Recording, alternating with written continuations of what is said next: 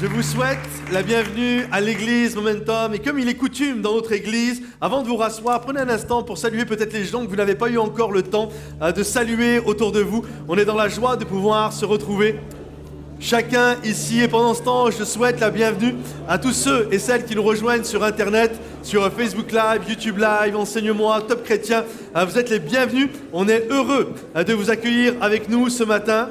C'est toujours une joie de pouvoir être là, de pouvoir partager la parole de Dieu, de pouvoir être dans l'église, là où les enfants de Dieu se rassemblent. Il y a quelques visages nouveaux. À chaque fois qu'il y a des grands week-ends comme ça, et il y en a beaucoup, mai, juin, il y a beaucoup de gens de l'église qui sont à l'extérieur, qui sont en congé, mais en même temps, on a beaucoup aussi de nouvelles personnes qui nous rejoignent à chaque fois qu'il y a des week-ends comme ça. Alors, je vois pas mal de visages nouveaux. Est-ce qu'on peut les accueillir chaleureusement, s'il vous plaît ? Nous sommes vraiment heureux de pouvoir vous accueillir. J'aimerais ce matin partager un message avec vous sur la paix, sur être des agents de paix, sur être des hommes et des femmes qui allons vivre la paix. Parce que je crois qu'il n'est pas possible d'être heureux si nous ne vivons pas dans la paix.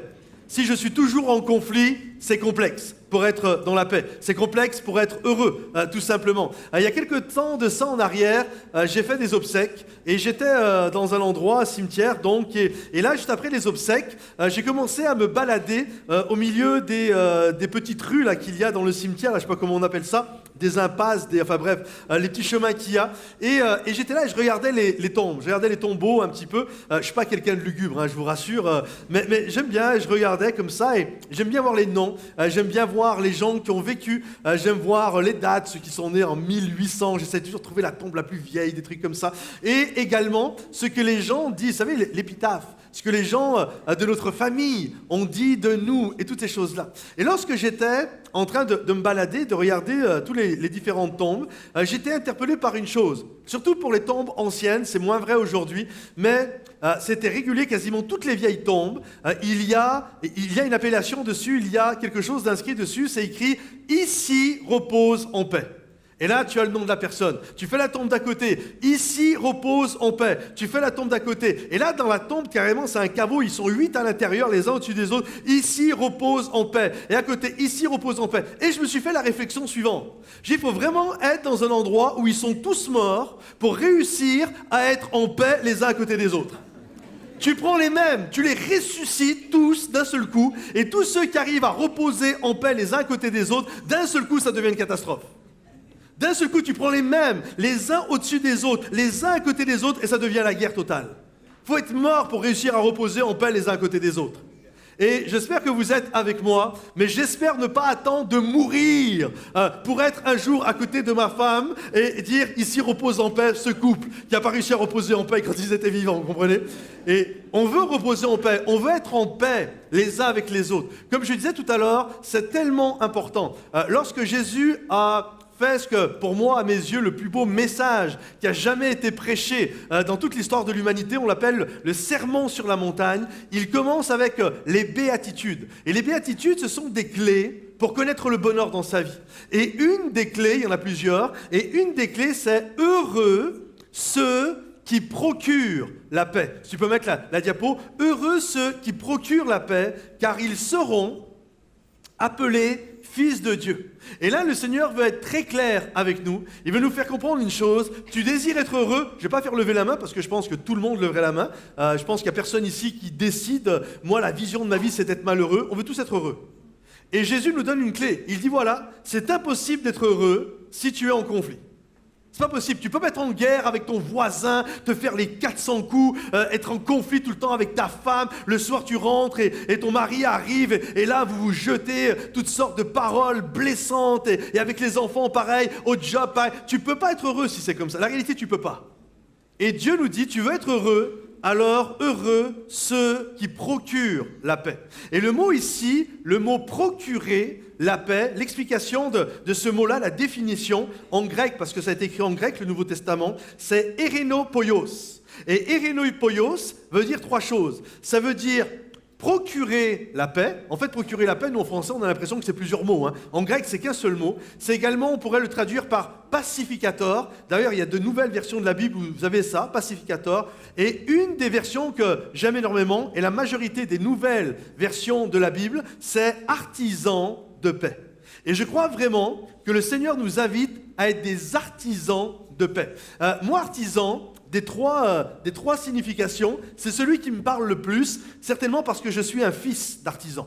Mon papa était un peintre décorateur et je me souviens des moments, on rentrait dans une pièce, il m'amenait avec lui voir un client et là tu rentres dans une pièce et la pièce là c'est un champ de bataille. C'est Beyrouth, c'est une catastrophe, t'en as de partout, ça sent mauvais, c'est la tapisserie est la moitié déchirée, et puis tu as 5-6 couches de tapisserie, et puis la peinture, c'est sale, waouh, il y a des odeurs, c'est vraiment une catastrophe. Là, quand tu vois ça, tu te dis, c'est pas possible que j'y vive là. C'est pas du tout un endroit où je veux vivre.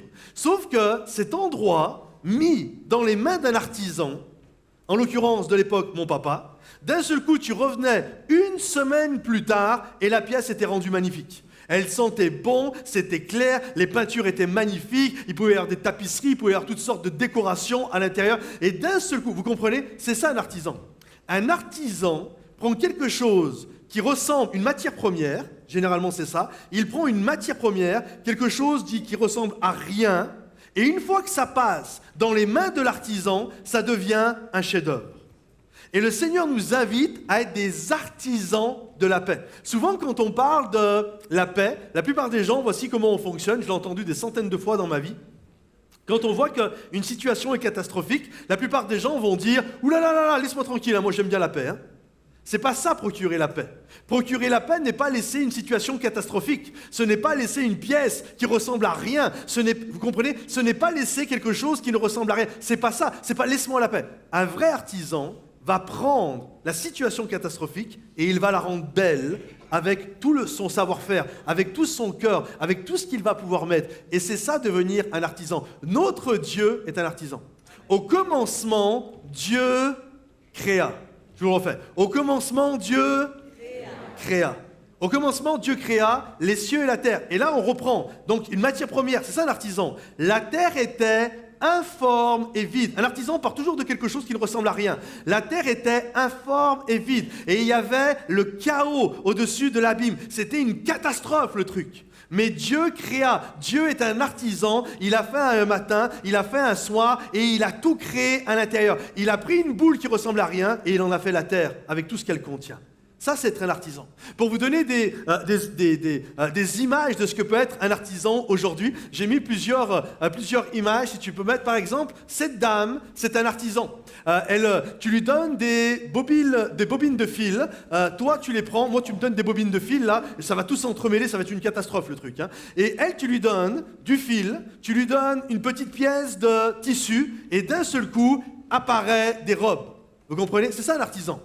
J'ai une matière première, ça ne ressemble pas à grand-chose, mais une fois que ça passe dans mes mains, poum, ça devient magnifique. C'est, par exemple, un artisan coiffeur, tu arrives chez le coiffeur, tu as une tête, elle ressemble à rien. Okay? Les coiffeurs, c'est des artisans, cela dit. Ta tête, elle ressemble à rien, c'est une matière informe et vide.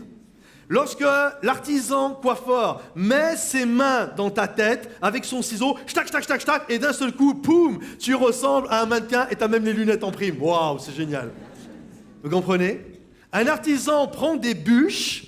C'est-à-dire que toi, les bûches, pour toi, une bûche, c'est rien. C'est une bûche, c'est à la limite, ça peut être un tabouret, ça peut être quelque chose que tu mets dans un feu pour te réchauffer. Mais dans les mains d'un artisan, d'un ébéniste, et d'un seul coup, les bûches deviennent un meuble magnifique. C'est ça un artisan. Et ce que Dieu désire, c'est que nous soyons des artisans de la paix. Pas que nous disions, oh là, cette situation, il n'y a rien de bon qui peut en sortir, c'est une catastrophe, c'est informe, c'est vide, il y a le chaos, c'est compliqué cette histoire. Sois un artisan, que par qui tu es et par l'Esprit de Dieu qui habite en toi, tu puisses développer ce que Dieu t'a donné afin que la grâce de Dieu puisse se communiquer. Et le titre de mon message ce matin, je pense que vous l'avez compris, c'est « Heureux les artisans de paix ». Heureux ceux qui vont être capables de produire la paix. Est-ce qu'il y en a qui veulent produire la paix ici? Que tous ceux qui veulent le produire, s'il vous plaît, applaudissent bien fort. Que je le sache. On va être une église On va être une église qui va produire cette paix-là. Premièrement, on doit réaliser que notre bonheur n'est pas la conséquence de notre pouvoir d'achat ou d'une gloire terrestre. Notre bonheur est le résultat d'une paix avec Dieu. Notre bonheur vient de ça. Je me souviens, un jour, j'ai lu un discours écrit, bien sûr, le monsieur il est décédé, c'était le ministre de l'économie qu'il y avait en France dans début des années 50. Et il dit ceci, on sait que la France est de la Deuxième Guerre mondiale et que tout était à reconstruire. C'était assez catastrophique. Et donc, il écrit en disant ceci, il fait son discours, et moi je lis ce discours, et ce discours, ça m'a interpellé parce qu'il dit « Vous voulez que les Français soient heureux ?» Et il donne la recette du bonheur, c'est génial. Il dit « Vous voulez que les Français soient heureux ?» Et il dit ceci, c'est simple. En fait, c'est très simple pour que les Français soient heureux. Et il dit « Donnez-leur un toit au-dessus de la tête, donnez-leur au moins de quoi manger un repas par jour, et vous verrez, tous les Français seront heureux. » Je dis, mais ça c'est magnifique. 70 ans plus tard, tous les Français ont un toit au-dessus de la tête, sauf cas exceptionnel, mais ça confirme la règle. Tous les Français mangent 1, 2, 3, 4, 5 repas par jour, et pourtant, on sort encore d'une grève avec des ronds-points, avec des gens qui manifestent, etc. Et je ne suis pas en train de parler du bien fondé de est-ce qu'ils ont raison ou pas. Mon point est le suivant, c'est que quoi qu'il se passe, tu as 2 semaines de congé, des gens font la grève pour en avoir 3, tu fais la grève pour en avoir 4, tu fais la grève pour en avoir 5, on fait 50 semaines, on fait la grève, on passe à 40, on passe à 32, on passe à 35, et on n'est jamais content. On n'est jamais heureux. Vous savez pourquoi? Parce qu'on n'a pas compris ce qu'était le bonheur. Le bonheur n'est pas... Même si les avancées sociales sont bonnes, on les veut tous, on est d'accord avec ça. On veut de ces choses-là. Mais en fait, ton bonheur ne dépend pas de ça. Ton bonheur dépend de est-ce que tu es en paix avec Dieu? Est-ce que cette paix qui vient du ciel envahit mon cœur? C'est ça qui est important. Et le problème qu'il y a au milieu des enfants de Dieu, bien souvent, c'est que nous avons une perception qui est erronée de Dieu. C'est ce qui fait qu'on n'arrive pas à être heureux. On a une perception qui est vraiment erronée parce que la manière dont on voit Dieu, ça nous empêche finalement de vraiment vivre la paix. Par exemple, différentes perceptions qui viennent de Dieu. Par exemple, il y a cette perception qu'on peut avoir. On voit Dieu comme quelqu'un d'exigeant et peu enclin à pardonner. Dieu exige de moi. Dieu veut que je mérite son amour. Et on est là, et on pense comme ça. Même si on ne le verbalise pas, on est là, mais ok, Dieu, il faut que je fasse ça, il faut que je fasse ça, il faut que Dieu il soit content de moi. C'est un peu comme si c'était un père assez dur. Et on essaye avec toutes les exigences que Dieu a. Donc je ne dois pas faire ça, je ne dois pas faire ça, je ne dois pas faire ça, je ne dois pas, il faut pas. Et j'essaye de faire ça, et comme si Dieu est exigeant. Et si, attention, malheur à moi, si je trébuche, d'un seul coup, poum, la foudre du ciel vient et tombe sur moi. Quand je pense comme ça, je ne peux pas être heureux. Quand je vois un Dieu comme ça, parce que la réalité, mes bien-aimés, la réalité, ça nous arrive tous d'avoir des mauvaises pensées. Ça vous arrive d'avoir des mauvaises pensées? D'être en colère contre des gens, d'avoir des pensées qui ne sont pas bonnes? Ça nous arrive tous. Il n'y a qu'à moi que ça arrive? Ça nous arrive à chacun. Donc la réalité, si tu as cette image de Dieu, tu ne peux pas être heureux. Tu ne peux pas être en paix, parce que tu te sens toujours mal vis-à-vis de Dieu. Tu n'as jamais la conscience tranquille vis-à-vis de Dieu, parce que tu as toujours l'impression que Dieu va tomber sur toi. Une autre pensée qu'il y a, qui nous empêche de vivre cette paix, c'est qu'on a l'impression que Dieu est sélectif. En d'autres termes, va-t-il me choisir? M'aime-t-il? Ok, très bien, il aime bien Dan, il aime bien Piyou, il aime bien Jeff, il aime bien Priscille, mais moi, est-ce qu'il m'aime bien? Tu vois, en fait, quand je regarde, j'ai l'impression que Dieu, il a des chouchous. J'ai l'impression que Dieu aime bien lui, mais moi, finalement, je ne dois pas être dans ses bonnes grâces. Je ne dois pas être dans ses bons papiers parce que moi, je ne chante pas aussi bien que Dan. Moi, je suis pas... Tu vois, est-ce que peut-être Dieu est sélectif? Et quand on a cette impression, c'est compliqué. Je ne sais pas si ça vous est déjà arrivé, quand j'étais gamin, à des moments, on allait faire une partie de foot ou de je ne sais quoi, de jeux enfantins, et là, tu avais 2 personnes qui devaient faire les équipes. Et toi, tu veux toujours être choisi le premier. Ça vous arrivait? Parce que quand tu es choisi le premier, ça veut dire que tu es bon. Et là, d'un seul coup, tu vois, on est 25, et là, tu arrives 23, 24. Moi, le petit garçon que j'étais, il suffisait qu'en plus, il y avait des filles qui passaient avant moi, mais là, c'était la catastrophe totale. Et là, tu arrives et tu es choisi, tu vois, et tu ne peux pas être heureux quand c'est comme ça. Et quand tu as l'impression que Dieu est sélectif, qu'il en choisit certains, mais que toi, il ne compte pas sur toi parce qu'il te trouve trop nul, tu ne peux pas avoir la paix. tu ne peux pas être heureux. Tu as une mauvaise perception de Dieu. Dieu ne fait exception de personne. Il nous aime tous de manière identique. Également, une autre perception, c'est qu'on pense que Dieu, il est bon, mais il est inconstant. En d'autres termes, son amour est en fonction de mes notes. C'est-à-dire que Dieu est bon, mais il faut que je sois bon. Hein? Parce que si je ne suis pas bon, l'amour de Dieu, là, tu vois, c'est comme Dieu m'aime si je fais des bonnes choses, mais si je ne fais pas des bonnes choses, Dieu ne m'aime pas. Laissez-moi vous poser une question. À votre avis, quand vous faites des mauvaises choses, est-ce que Dieu vous aime? J'ai entendu des oui et des non. Vous voyez? Quand tu fais des bonnes choses, Dieu t'aime. Mais Dieu t'aime quand tu fais des mauvaises choses aussi. Et ça, c'est compliqué dans notre perception. Parce que nous, dans notre perception, Dieu nous aime, Dieu est top avec nous que quand on fait des bonnes choses. J'aimerais te dire, l'amour de Dieu n'est pas conditionné aux notes que tu as. Que tu as des bonnes notes ou que tu as des mauvaises notes, Dieu t'aime pareil. Qu'on s'entende bien. Quand tu fais des mauvaises choses, la Bible nous dit que le Saint-Esprit en toi est attristé. Et certainement, quand nous faisons des bonnes choses, l'Esprit de Dieu en nous se réjouit. Mais au-delà de ça, Dieu t'aime toujours de la même manière. Tous ceux qui sont parents ici, vous le savez. Moi, j'ai des enfants. Mes enfants, que mon fils, là, il passe. J'ai 2 enfants qui passent le bac. Qu'ils aient leur bac ou qu'ils n'aient pas le bac, je vais les aimer pareil. C'est pas parce qu'ils vont avoir le bac que je vais plus les aimer. Et ce n'est pas parce qu'ils vont échouer que je vais moins les aimer. S'ils ont le bac, je vais être fier. En tant que papa, on est fier. Je suis fier que mes enfants réussissent. Et je suis triste s'ils ne réussissent pas. Mais mon amour envers mes enfants ne dépend pas de leurs notes et des diplômes. Mon amour est indéfectible, c'est mes enfants, je les aime, point. Peu importe la note qu'ils vont avoir. De la même manière, j'ai une bonne nouvelle pour vous, Dieu t'aime, peu importe la note que tu as. Aujourd'hui, tu es venu dans ce lieu, tu as été génial ce matin, tu t'es levé, tu t'es jamais mis en colère contre ta femme ou ton mari ou tes enfants, tu as prié avant de venir, tu as vécu une bonne semaine. Super, Dieu t'aime. Ta semaine a été pourrie, tu as eu toutes sortes de mauvaises pensées, terribles, sales, tout ce que tu veux. Ce matin, tu es arrivé, tu as été en colère contre ta femme, tu as été en colère contre ton mari, tu t'es disputé avec tes enfants, tu leur as crié dessus dans la voiture, mais Dieu t'aime pareil. Dieu t'aime pas mieux, Dieu t'aime pas moins. Qu'on s'entende bien, quand tu as fait des mauvaises choses, Dieu était triste que tu les fasses. Et quand tu faisais des bonnes choses, Dieu était heureux que tu les fasses. Mais son amour est invariable. Son amour pour toi ne change pas. Il demeure le même et que tous ceux qui le croient disent Amen et applaudissent le roi des rois. Regardez ce que la Bible dit.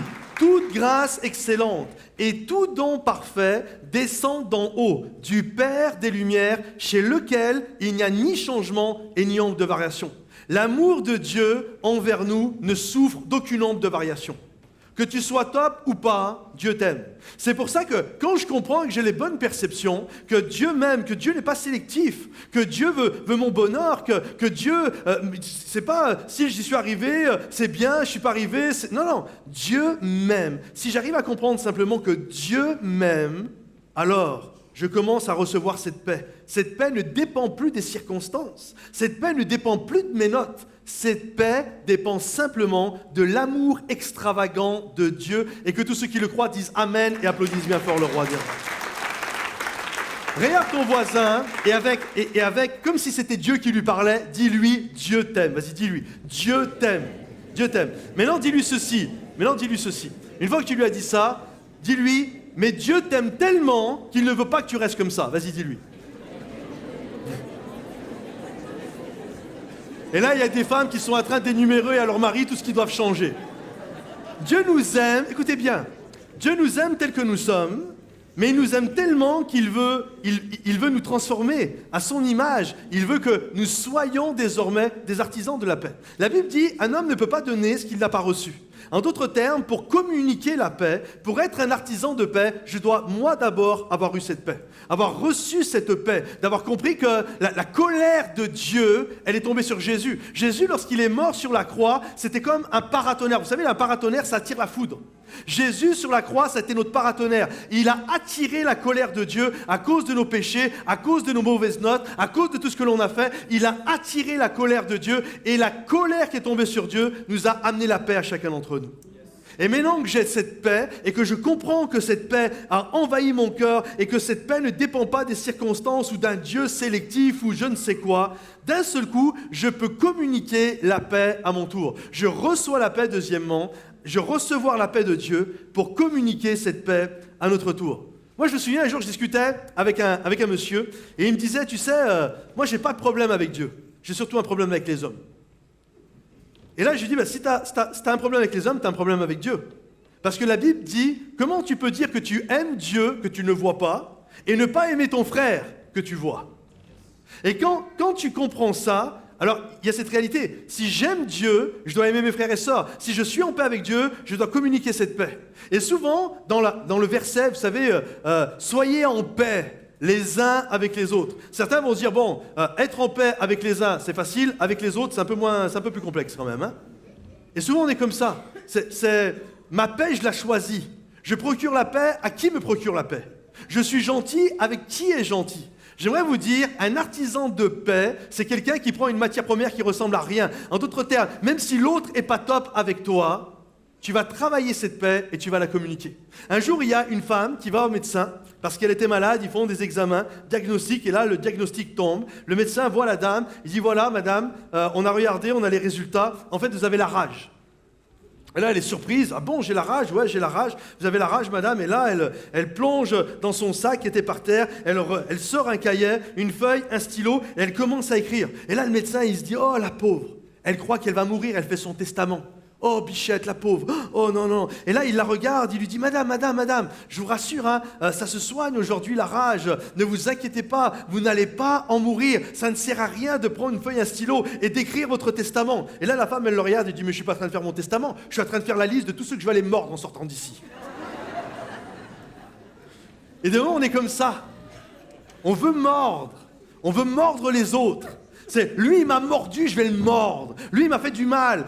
Il m'a fait du mal, je vais rendre le mal pour le mal. Comprenez-vous? Je vais rendre le bien que pour ceux qui me font du bien. Et le Seigneur en parle, ça aussi. C'est quoi la différence entre un enfant de Dieu et ceux qui ne le sont pas? C'est que ceux qui ne le sont pas, ils font du bien qu'à ceux qui leur font du bien. Et ceux qui font du mal, ils redonnent le mal. Mais un enfant de Dieu se distingue que quand même tu reçois le mal, tu donnes le bien. Il y en a un qui commence à applaudir. Vous avez le droit de tous applaudir. Ça chahute la parole de Dieu, c'est ça la repentance, ça nous amène à changer de mentalité, ça nous amène à étirer. Et il y a cette notion, je veux grandir et je ne veux pas mordre les autres, mais je veux aller de l'avant. S'il est possible, parce que des moments ce n'est pas possible, parce que dans une relation il y a moi et il y a l'autre, s'il est possible, autant que cela dépende de vous, soyez en paix avec tous les hommes. Mais si vous vous mordez, et vous vous dévorez les uns les autres, prenez garde que vous ne soyez détruits les uns par les autres. Et là, Dieu parle à des chrétiens. Hein. Il ne parle pas à des gens qui ne connaissent pas Dieu. Il est en train de dire à des chrétiens, si vous mordez les uns les autres, vous allez finir par vous détruire les uns les autres. Dans un foyer, si on se mord les uns les autres, notre foyer est voué littéralement à l'échec. Et on sait que les conflits interpersonnels font partie de la vie. Ça n'existe pas d'avoir une vie sans conflit interpersonnel. Alors, on va avoir des conflits avec son épouse, avec son époux, avec ses enfants, parfois avec son patron, parfois avec un employé, parfois avec une personne de l'église, parfois avec un membre, parfois avec son pasteur. On sait que ça fait partie de la vie. Les conflits interpersonnels font partie de la vie. J'en ai noté quelques-uns. Je vous ai mis sur la diapo quelques exemples. Par exemple, il y a des couples qui s'entre-déchirent et terminent leur union dans des divorces douloureux. Il y a les enfants qui pleurent et se désolent de voir leurs parents se disputer. Ça, c'est terrible. Moi, je me souviens, je suis un enfant de divorcé. Moi, je me souviens qu'à l'âge de 12 ans, mon papa et ma maman, il y a eu un scandale à la maison, ils se sont entre-déchirés et ça s'est battu à la maison. Et moi, j'étais là, juste le jour de mes 12 ans, en plus mon anniversaire, j'étais là au milieu des deux, j'essayais de les séparer. Et il y a ça des moments. Le conflit, il est à la maison. Hein. Il n'est pas juste israélo-palestinien. Hein. Il n'est pas juste en Corée du Nord. Des moments, le conflit, il est à la maison. La bombe atomique, elle est à la maison. Tu appuies sur un bouton, brrr, ça explose. Et c'est là. Il y a cette réalité de tous ces conflits qu'on peut vivre. Les rivalités entre les enfants. Combien de frères se sont déchirés? D'ailleurs, les premiers enfants se sont déchirés. Caïn et Abel, il y en a un, il a tué l'autre. Depuis la nuit des temps, ça existe. Des frères et des sœurs qui se déchirent. Et ça prend des années. Le fossé prend des années à se combler. Et parfois, il ne se comble jamais. Il y a des frères et des sœurs qui meurent en se haïssant. Il y a des milieux de travail qui deviennent pollués par un climat où règne la moquerie, les jugements et les rejets. Il y a les patrons qui maltraitent et exploitent leurs employés. Il y a les employés qui se vengent de leurs patrons. Il y a les guerres civiles qui divisent les pays, ils ne sont pas d'accord. Et ça fait des factions, c'est le même pays, c'est la même nation, mais elles s'entre-déchirent. Les églises, dans les églises, ça se divise en factions et ça s'affronte et ça se détruit les uns les autres. Alors bien sûr, il existera toujours des conflits et c'est illusoire de croire qu'on va sortir une baguette magique et que ça va s'arrêter. On sait que ça existe. Vous savez, quand j'ai donné ma vie au Seigneur il y a quelques années maintenant, je croyais que dans la vie chrétienne, tous les chrétiens entre eux, tout le monde il était beau, tout le monde il était gentil. Pour moi, les embrouilles entre chrétiens, ça n'existait pas.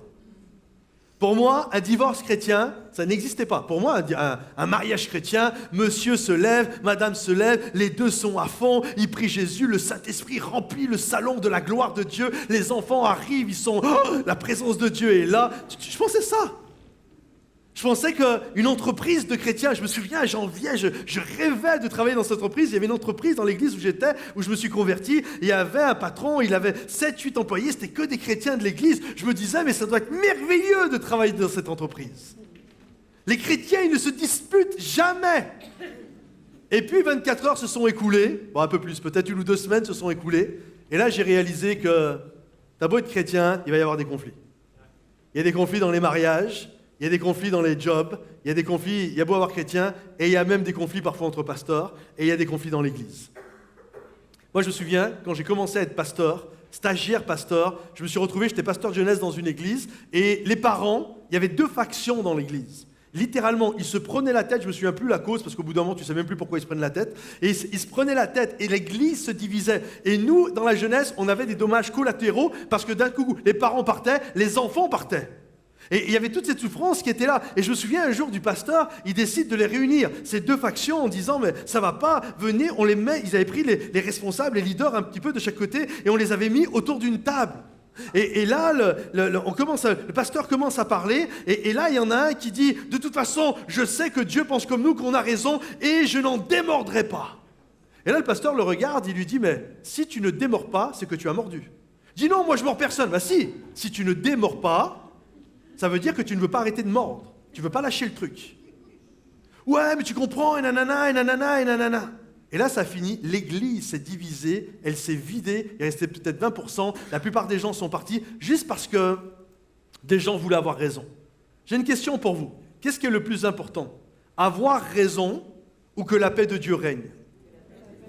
Vous comprenez? Souvent, le problème qu'il y a dans les équipes, dans les jobs, dans notre travail, dans notre voisinage, dans nos couples, c'est qu'on veut avoir raison. Avoir raison, ce n'est pas le plus important, mes amis. Le plus important, c'est la relation entre nous. C'est ça qui est le plus important. Des moments, tu laisses tomber le fait de vouloir avoir raison et tu dois juste chercher à ce que la relation soit restaurée. C'est ça qui est le plus important. C'est la relation qui compte. Avoir raison, c'est très secondaire. Mais nous, on est tellement persuadés que je veux gagner mon point, je veux avoir raison. Et si vous êtes un peu un débatteur comme je le suis, tu as tendance à vouloir gagner le truc. Mais des moments, non. Il ne faut pas que tu aies raison. Il faut juste qu'il y ait la paix. C'est ça qui est important.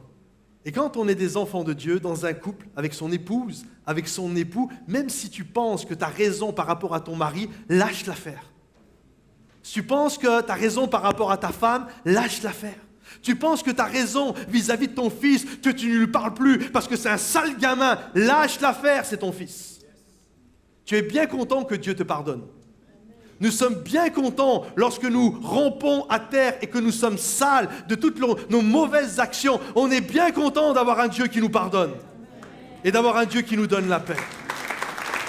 Alors, nous devons imiter notre Père Céleste. Je désire être un homme et une femme de paix. Je ne vais pas être sélectif, je ne vais pas être exigeant. Non, je veux communiquer la paix. Parce que c'est ça qui est important, c'est notre relation, beaucoup plus que le fait d'avoir raison. Le véritable défi des relations humaines réside dans un désir sincère de pardon et de paix, dans une démarche active de résolution des différends. La bénédiction, écoutez bien, ça m'a interpellé quand j'ai fait plusieurs études et que je regardais par rapport à ce texte-là. Vous savez, à chaque fois qu'il y a une béatitude, il y a une promesse qui est rattachée à la béatitude. Par exemple, heureux ceux qui ont faim et soif. Et la promesse, c'est car ils seront rassasiés. Okay? Il y a une déclaration et une promesse rattachée à cette déclaration. Et là, on voit que dans cette béatitude, heureux les artisans de paix, les pacificateurs, heureux ceux qui procurent la paix, il y a une promesse qui est rattachée à ça. Et vous savez quelle est la promesse? Ils seront appelés fils de Dieu. Et moi, la réflexion que je me suis faite quand j'ai lu ça, je dis, mais je ne comprends pas. À partir du moment où tu donnes ta vie au Seigneur, tu es un enfant de Dieu. Donc on est tous des enfants de Dieu. Donc finalement, cette béatitude, elle ne m'apporte rien de plus. En fait, quand tu regardes à travers différents passages, tu t'aperçois que fils de Dieu, c'est autre chose qu'enfant de Dieu. Fils de Dieu, c'est comme un titre. C'est comme un grade, quelque part, entre guillemets. Ça veut dire qu'on est tous des enfants de Dieu, mais ceux dans la parole de Dieu qu'on appelle des fils de Dieu, c'est ceux qui réconcilient les gens. C'est ceux qui amènent la paix là où il y a la catastrophe. C'est les artisans de la paix. Le plus grand des fils de Dieu, c'est Jésus. Et quelle a été l'œuvre de Jésus? Ça a été de réconcilier Dieu avec les hommes. Ça a été de nous communiquer sa paix. Ça a été ce paratonnerre. La colère de Dieu est tombée sur lui afin de nous communiquer la paix. Fils de Dieu, fille de Dieu, c'est un titre. Et ceux qui procurent la paix, les artisans, les créateurs de la paix, qui partent à partir d'une matière informe et vide, et qui arrivent à créer la paix, Dieu dit, ça c'est mes fils. Ça c'est mes filles. Je les reconnais. Au-delà des enfants de Dieu, eux, ils sont différents. Ce sont des artisans. Ils arrivent à créer une paix là où il y avait la catastrophe. J'espère que vous êtes avec moi, mais je prie pour que ce lieu soit rempli de fils et de filles de Dieu et que tous ceux qui le désirent applaudissent bien fort le roi des rois. Vous avez appris qu'il a été dit, tu aimeras ton prochain et tu haïras ton ennemi. Mais moi, je vous dis, aimez vos ennemis, bénissez ceux qui vous maudissent. Faites du bien à ceux qui vous haïssent et priez pour ceux qui vous maltraitent et qui vous persécutent. Là, quand même, le niveau, il est élevé. Afin que vous soyez quoi? Fils de votre Père. Afin que vous soyez fils de votre Père qui est dans les cieux. Amen. Je vais demander aux musiciens, pianistes, si tu peux revenir, s'il te plaît, les musiciens. En fait, on doit comprendre qu'un fils et une fille de Dieu, c'est ceux qui vont amener la paix divine sur la terre. À l'époque où Jésus parle, il y a ce qu'on appelle la civilisation dominante, c'est l'Empire romain. Et la civilisation, bien sûr, c'est Rome. Et il y avait ce qu'on appelle à l'époque la Pax Romana. Alors c'est quoi la Pax Romana? Je vous explique vite fait. C'est du latin, ça veut dire la paix romaine. Et la Pax Romana consistait, les Romains avaient compris que pour développer l'Empire, pour développer l'économie d'un pays, pour que ça marche fort, il était important qu'il y ait des routes commerciales. Et là, les Romains vont développer toutes sortes de routes et ils vont imposer la paix, la Pax Romana. Que ça soit pourquoi? Parce que sur les mers, il y avait les pirates et sur les terres, là où il y avait des chemins, il y avait des brigands. Le bon samaritain qui se fait prendre son argent par des brigands. Et c'était ça la réalité. Il y avait des brigands sur les chemins et des pirates sur la mer. Et les Romains, pour développer leur empire et développer l'économie, pour que ça soit florissant et que ça marche, ils se disent, il faut qu'on sécurise ces choses-là, pour qu'il y ait la paix et pour que ça se développe. Donc ils ont imposé la paix sur terre et sur mer. Ils vont faire cette Pax Romana. Et comment elle fonctionnait, la paix? C'est simple, il y avait des factions romaines un peu de partout. Sur les chemins, les routes commerciales, il y avait des soldats romains. Vous voyez, un peu comme quand il y a une catastrophe un peu en France et qu'on voit les soldats, ils sont là avec leurs armes, et c'est des armes de dissuasion. Et là, c'était pareil. Il y avait les Romains, ils étaient avec leurs glaives. Et dès qu'il y en avait un qui qui essayait de casser cette paix-là, en étant un brigand, en faisant des mauvaises choses, de suite, les Romains arrivaient et ils le tuaient. Ça, c'était la Pax Romana. C'est-à-dire que c'était une paix qui était imposée par les armes. Et ce que Dieu va demander, et ce que le Seigneur désire, c'est que cette paix qui nous appelle à communiquer ne soit pas une paix imposée par la punition, imposée par les armes, mais que ça soit une paix qui demande l'adhésion de notre corps. En d'autres termes, je suis paisible, non pas parce que j'ai peur de prendre un coup, mais parce que je comprends le bien fondé d'être un homme et une femme de paix. Je vous donne un exemple, très simple. Ici, il y a deux catégories de conducteurs. Okay? Si je vous pose la question, pourquoi quand vous êtes en centre-ville ou sur l'autoroute, pourquoi vous ne dépassez pas la limite? Il y a deux types de conducteurs ici. Il y a ceux qui vont dire, écoute, c'est sûr que je ne dépense pas. Quand c'est 50, je roule à 50. Et quand c'est 130, je roule à 130. Pourquoi? Parce que je vais me faire flasher. Et si je me fais flasher, je vais payer une amende. Et en payant mon amende, je perds des points. Et si je perds des points, je peux perdre mon permis. Et si je perds mon permis, je peux perdre mon job. Donc j'ai tellement peur de me faire punir que je respecte le code de la route. Et il y en a plein qui sont comme ça. C'est la moitié des gens de l'église, on est comme ça. Ok ? Et il y a une autre moitié que même s'il n'y avait pas de radar et pas de gendarme, vous respecteriez quand même le code de la route. Parce qu'en fait, vous avez compris quelque chose. Ce qui est important, c'est que lorsque vous conduisiez, vous soyez un agent de paix. J'ai des gens qui sont dans la voiture, on ne va pas mourir. Il y a des gens qui sont dans la voiture, il y a ma femme, il y a mes enfants, je protège. Il y a des gens qui vont traverser, il y a peut-être des enfants qui vont être là, il y a peut-être une sortie d'école avec des enfants qui vont traverser. Alors, je le sais, et vu que je suis un homme de paix, je fais attention à ces choses-là. Vous comprenez ? Il y a deux manières de respecter. Soit par la punition, ça c'est le côté romain, j'ai le glaive. Tu fais quelque chose, je te flash, je te punis, je t'enlève ton permis. Et il y a l'autre qui dit non, c'est l'adhésion de mon cœur. Je le fais parce que je suis convaincu que c'est bon de le faire. Je suis convaincu que c'est ça qui amène la paix. De la même manière, écoutez bien, dans notre marche chrétienne, il y a deux manières de voir la vie chrétienne. Il y a ceux qui respectent ce que Dieu veut dans leur marche chrétienne. Pourquoi ? Parce que vous avez peur de Dieu. Vous dites, si je ne fais pas ce que Dieu me demande, la foudre va tomber sur moi. C'est sûr, d'un seul coup, si je ne fais pas ce que Dieu a voulu, son amour, il est bon, mais il n'est pas constant. Il est sélectif. Ça dépend de mes notes. Donc, j'essaye parce que j'ai une mauvaise image de Dieu, j'essaye de faire les choses pour ne pas être puni, pour recevoir toutes les bénédictions, parce que c'est comme ça que je vais être béni. Sauf que la parole de Dieu dit que Dieu est fidèle même quand on est infidèle. Donc, ça ne marche pas. Et on a notre vie chrétienne. Et quand on pense, écoutez bien, quand on développe notre vie chrétienne comme ça, c'est comme ça qu'on devient un religieux. Parce qu'on respecte Dieu, pas par rapport à notre amour, mais par rapport au fait de ne pas être puni. Et dès qu'on voit un autre chrétien qui, lui, a dépassé la limite, on est là en train de le juger. C'est pas bien, faut le flasher, faut lui enlever son permis, c'est pas un bon chrétien, elle n'a pas la bonne taille de robe, il est pas bien sympa ce gars, c'est pas bien. Vous comprenez ? On devient des religieux. Alors que celui qui vit sa vie chrétienne, il respecte Dieu, il aime Dieu, il a la paix de Dieu au-dedans de lui, il procure la paix. Et même quand il voit quelqu'un qui dépasse les limites, il n'est pas là en train de le juger avec son sifflet. Il va juste le gagner par l'exemplarité. Il va le gagner en lui montrant la joie que c'est d'être un enfant de Dieu, de respecter, d'honorer et de révérer son Dieu. Comprenez-vous ? Et il y a ces deux notions. Donc, comment tu conduis la voiture de ta vie ? Pourquoi tu respectes Dieu ? J'espère que vous êtes avec moi. Même s'il n'y avait pas l'enfer. S'il n'y avait pas l'enfer, est-ce que tu craindrais Dieu de la même manière ? S'il n'y avait pas les flashs, les radars. Vous comprenez ? Vous comprenez cette pensée ? Je veux honorer Dieu. Et je veux vivre avec Dieu tout simplement parce qu'il est Dieu.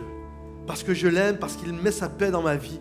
Et je veux communiquer la paix. Et de la même manière que Dieu me fait grâce, je veux faire grâce. De la même manière que quand je me comporte mal, Dieu me fait grâce, je veux me comporter bien et faire grâce à ceux qui se comportent mal autour de moi. Un jour, il y a un roi, et je finirai avec ça, qui a demandé à son royaume, dans tous les artistes peintres, les artisans, les créateurs, les créatifs, j'aimerais que vous me fassiez un tableau qui représente le plus ce qu'est la paix. Et là, ils se sont tous mis à dessiner, à peindre le mieux qu'ils pouvaient. Et puis là, à la finalité, il y a deux tableaux qui ont retenu l'attention du roi. Le premier tableau, c'était waouh. Tu le voyais, tu avais envie de vivre là. C'était idyllique. Le ciel bleu. Tu voyais des pentes très douces. Des petites collines, mais vraiment douces, avec une herbe bien grasse, un joli vert paisible, des beaux arbres, des fleurs multicouleurs. Et là, tu voyais un petit ruisseau. Là, tu le vois que c'était de l'eau fraîche, désaltérante qui était là. Et là, une belle petite maison. Et là, quand tu voyais ça, ça te procurait un sentiment de sérénité. Et tu avais juste le goût de dire, c'est là que je veux habiter. Le deuxième tableau était très différent. Le deuxième tableau, sur le coup, tu te dis, mais pourquoi il retient aussi l'attention ? Le ciel est noir, fendu par le tonnerre et les éclairs. La pluie tombe, il y a une falaise abrupte, un rocher abrupt, et la pluie tombe, le tonnerre tombe, et la pluie vient se fracasser contre la paroi, contre la falaise, et en bas, il y a des cailloux de partout, et comme un torrent qui est là, qui fait peur, un torrent, ça part de partout, l'eau, une vraie inondation. Et quand tu regardais bien, au milieu du rocher, le rocher était fendu, et là, dans la fente du rocher, tu voyais une maman oiseau qui était en train de couver son petit oisillon. Et comme seuls les artistes peintres peuvent faire, la maman oiseau avait un petit sourire. Et lorsque le roi a vu ça, il a dit c'est ce tableau qui va gagner. Parce que finalement, le premier tableau, c'est pas ça la vraie vie. C'est beau, hein, c'est tout ce qu'on veut, hein, mais ça se passe jamais comme ça la vie. La vie, c'est pas un ciel bleu, des collines et un torrent, et c'est comme ça de A à Z. La vraie vie, là, il y a du tonnerre. Il y a des choses abruptes. Il y a des choses qu'on n'avait pas maîtrisées. On vit des deuils, on vit des complications, on perd un travail, on fait un déménagement, il y a un conflit avec un tel, avec son frère, etc. C'est ça la vraie vie. Mais la vraie paix ne dépend pas justement des circonstances du premier tableau. La vraie paix, c'est cette maman oiseau qui, au milieu de la tempête, a trouvé un refuge dans le rocher. Et tranquillement et sereinement, elle est là avec le sourire et bien tranquille. C'est ça, mes amis, la vraie paix. La vraie paix, c'est d'être caché dans le rocher des siècles. C'est d'être caché en Jésus. Et quel que soit le tonnerre, quels que soient les éclairs, quelles que soient les choses qui viennent se précipiter dans ma vie, je reste en paix. Ma paix ne dépend pas des circonstances. Ma paix ne dépend pas, même pas de mes bonnes notes. Ma paix dépend simplement de l'œuvre de Jésus à la croix, qui a donné sa vie pour chacun d'entre nous. Et que tous ceux qui le croient disent Amen et applaudissent bien, bien, bien, bien fort. Est-ce qu'on peut se lever à notre place, s'il vous plaît? Levons-nous un instant. Et juste là où nous sommes, est-ce qu'on peut étendre nos bras, nos mains devant le roi des rois? Seigneur notre Dieu, je te prie pour tous les hommes et les femmes qui sont dans ce lieu. Je te prie que ta grâce se manifeste ce matin. Alors que les têtes sont courbées, que les yeux sont fermés, j'aimerais faire un appel très simple ce matin. Si ce matin tu es là pour là ou les premières fois et que tu désires recevoir cette paix de Dieu, tu comprends que Jésus a pris toute la colère, que Jésus, comme un paratonnerre, est venu prendre toute l'inquiétude, l'angoisse sur lui, afin que toi tu hérites de la paix, afin que tu sois pardonné de tes péchés, afin que tu hérites d'une nouvelle vie et que les choses anciennes passent. Dans quelques instants, pas tout de suite, mais dans quelques instants, je vais t'inviter à lever ta main. J'aimerais faire un second appel à tous ces chrétiens qui sont dans ce lieu et qui ont une mauvaise perception de Dieu, qui n'arrivent pas à être en paix avec Dieu, parce que vous avez toujours l'impression que vous n'êtes pas un assez bon chrétien pour mériter l'amour de Dieu. J'aimerais prier pour vous ce matin, afin que vous ayez une fraîche révélation de comment Dieu vous aime, au-delà de notes, des bonnes notes et des mauvaises notes, que vous ayez une fraîche révélation de l'amour de Dieu envers vous. Ça ne veut pas dire que vous êtes appelés ensuite à faire n'importe quoi, mais de recevoir cet amour, cette révélation de cet amour qui ne dépend pas de vos notes. Et je vais vous inviter dans quelques instants, pas tout de suite, mais à lever la main également. Et je vais faire un dernier appel à tous ces chrétiens, à tous ces hommes et ces femmes qui sont dans ce lieu et qui disent c'est vrai, moi aussi maintenant je prends la décision d'être un fils de Dieu, d'être une fille de Dieu. J'étais un enfant de Dieu, mais maintenant je veux être un fils et une fille de mon Père. Je veux pardonner, je veux être un artisan de la paix, je veux être un pacificateur, quelle que soit la situation qui est dans mes mains aujourd'hui. Elle est informe, elle est vide, c'est compliqué avec ma femme, c'est compliqué avec mes enfants, c'est compliqué avec mon mari, dans mon voisinage, c'est compliqué, mais ce matin j'ai compris le message. Je veux être un artisan de paix. Je vais prendre cette matière première qui ne ressemble à rien et je vais être un créateur de paix. Si ce matin c'est ton désir, ainsi que les deux premiers appels, je t'invite simplement là où tu es à lever la main à ta place. J'aimerais prier pour toi. Il y a des mains partout à travers ce lieu qui se lèvent, comme d'autres mains qui se lèvent. Alléluia. J'aimerais faire ce matin, il y a trop de monde pour faire un appel et venir sur le devant, mais j'aimerais faire simplement, j'aimerais prier et vous inviter à répéter après moi. Tous ensemble, même ceux qui n'ont pas répondu à l'appel, que ce soit d'un seul corps, d'une seule âme, avec la même foi. Dites après moi, Seigneur Jésus. Toute l'Église, s'il vous plaît, avec foi et conviction. Seigneur Jésus, je viens devant toi. Je te demande pardon pour tous mes péchés. Fais de moi une nouvelle créature. Que les choses anciennes passent et que toute chose devienne nouvelle.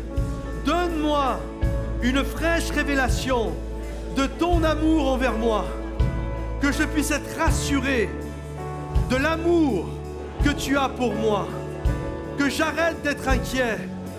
Et aujourd'hui je déclare, je suis un enfant de Dieu et mes notes ne peuvent pas altérer l'amour de Dieu.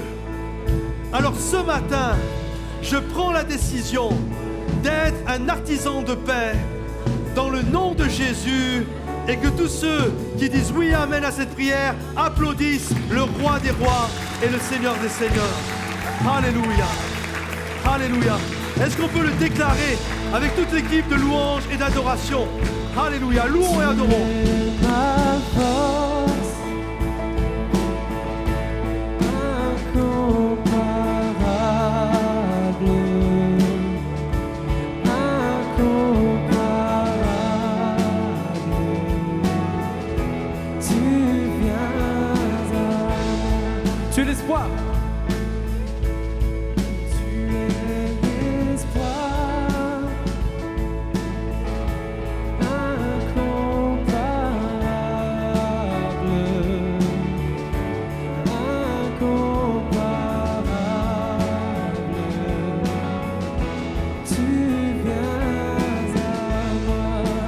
Chantons dans l'abondance.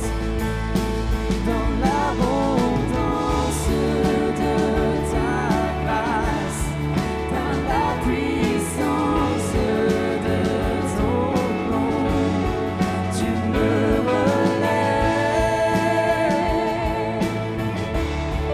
tu me relèves.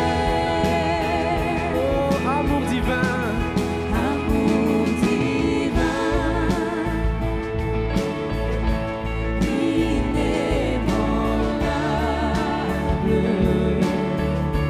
intarissable, tu viens à moi. Chantons ensemble, tu es ma paix. Tu es